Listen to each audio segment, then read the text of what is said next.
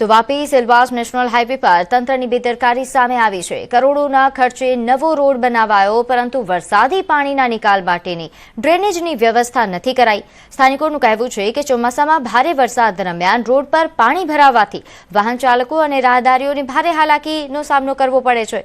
સાથે જ પાણી ભરાઈ રહેવાના કારણે નવા રોડને પણ નુકસાન થઈ શકે છે। ત્યારે સ્થાનિકોએ તંત્ર પાસે વહેલી તકે યોગ્ય ડ્રેનેજ વ્યવસ્થા ઊભી કરવાની માંગ કરી।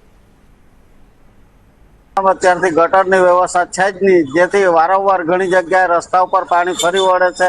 ફરિયા પાર્ક પાસે, ડુંગરી ફરિયા પાસે રસ્તા ઉપર પાણી ફરી વળે છે, જે ગટર ખરેખર બનાવવું ખૂબ જરૂરી છે, પણ ઓથોરિટીએ કેમ નહીં બનાવ્યો એ ખૂબ મોટો પ્રશ્નાર્થ છે।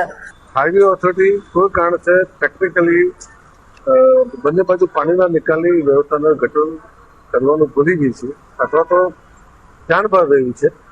બંને બાજુ વરસાદ છે, વરસાદી સિઝનમાં પાણી બંને બાજુ ભરાય છે, તો આ અંગે હાઈવે ઓથોરિટીએ તાત્કાલિક કંઈક વિચાર કરી ચોમાસું આવે છે પહેલા બંને બાજુ ગટરની વ્યવસ્થા કરવી જોઈએ એવી મારી માગણી છે।